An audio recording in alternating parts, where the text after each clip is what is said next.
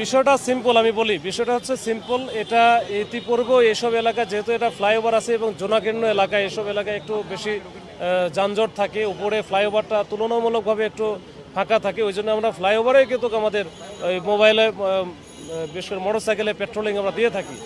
তো এখান থেকে মারার উদ্দেশ্য হচ্ছে এটা প্যানিক সৃষ্টি করা, যে জনমনে যেন আতঙ্ক সৃষ্টি হয়। এখান থেকে ইতিপূর্বেও বেশ কয়েকবার এরকম ককটেল কিন্তু মেরেছে। এই ককটেলগুলো সাধারণত খুব বেশি ক্ষতি হওয়ার সম্ভাবনা কম, তখন যখন মাটিতে পড়ে এটা হয়তো বা যে ওদের যে ছোটো ছোটো স্প্লিন্টারগুলো আছে এগুলো মানুষের ক্ষতি হইতে পারে, যে পায়ে টায়ে লাগতে পারে, কিন্তু এভাবে এই যে মাথায় লাগার কারণে যেটা হয়েছে এটা একটু এক্সেপশনাল আর কি। তো এটার মাথায় লাগার কারণে এটা বড় ধরনের একটা দুর্ঘটনা ঘটে গেছে। তো এটা আমরা নিয়ে কাজ করতেছি।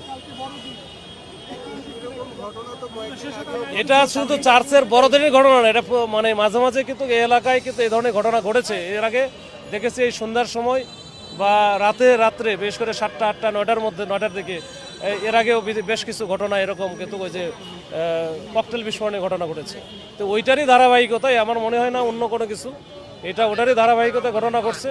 এবং এটা আমরা চেষ্টা করতেছি, আমরা কিন্তু ওই আগে যেভাবে ককটেলটা অহরহ ফুটতো বা মারতো, এটা কিন্তু অনেকটা কমে গেছে আমাদের চেকপোস্টের কারণে।